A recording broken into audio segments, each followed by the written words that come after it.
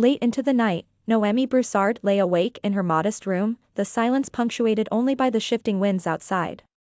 She could feel the pressing weight of grief upon her chest as she gazed at the shadows dancing on the walls, shadows that seemed almost sentient in their forms.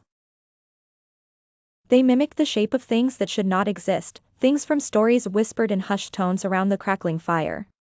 Unbidden, her mind wandered back to the accident. Roddy had been everything to her, her confidant, her anchor, her love. His laughter was as infectious as the summer sun, but all that remained were cold echoes of the past. The elders had called it an accident, a twist of fate that often took young lives in such tragic manners. Yet, no one could ignore the unnerving rumors that began to surface, murmurs that shuffled through the community like a chilling breeze. Her Uncle Louie had been there during the last whispers of darkness that draped their land in fear during the 1980s. He was a man burdened by memories, ones filled with creatures that tread the thin line between the human and the otherworldly. Shape-shifting beings, they said, had roamed among them, as did the long nights of terror punctuated by the impossible return of the deceased. Even now, Louie could be found haunting the reservation's perimeter at night, his eyes reflecting a deep-seated knowledge that they would have preferred to forget. It was he who first voiced the thought that gnawed at the edge of Noemi's mind: Roddy's death was not an accident, but something far more sinister. Together, Noemi and Louie decided to tread the old paths lined with warnings from elders long gone. These were trails that claimed to bridge their world with one hidden under layers of time and mystery.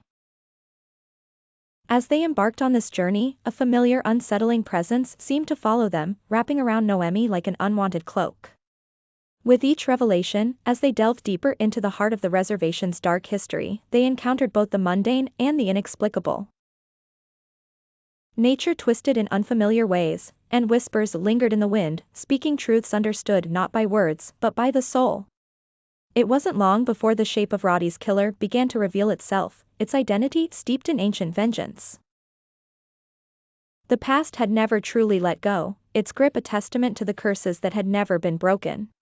Noemi stood at the crossroad of heritage and horror, a place where folklore walked hand in hand with dread.